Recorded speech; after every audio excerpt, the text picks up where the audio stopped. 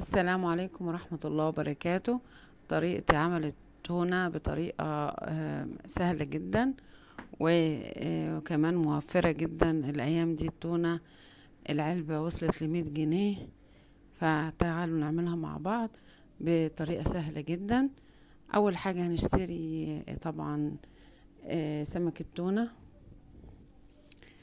وبعدين هننضفه كويس جدا وننقعه كده في مية وخل وملح. بعدين هنجيب مية وننزل زي ما انتم شايفين بجزر وليمون مقطع طرنشات، وجزر مقطع، وبصلة كبيرة على حسب الكمية طبعا يعني.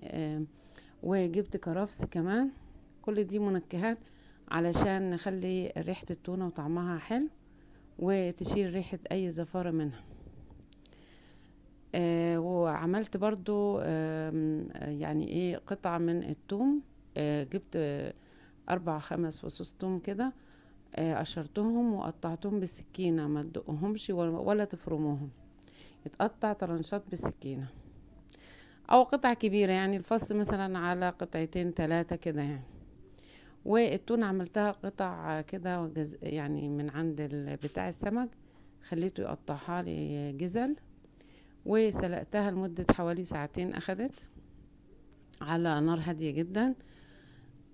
وجبتها دلوقتي وبشيل الشوك منها اهو زي ما انتوا شايفين.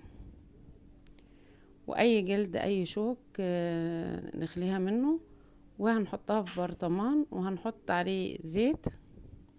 يستحسن يعني ما تحطوش مية التونة نفسها عشان ما تبقاش زفرة او كده. انا ما جربتهاش بالمية، عملتها بزيت، زيت فقط مع التونة. وترشوا شوية ملح وتسيبوها في البرطمان تقعد في التلاجة، تحفظوها في التلاجة ان شاء الله تبقى هتاخد معاكم وقت عادي طويل طول ما هي متغطية بالزيت وتمام.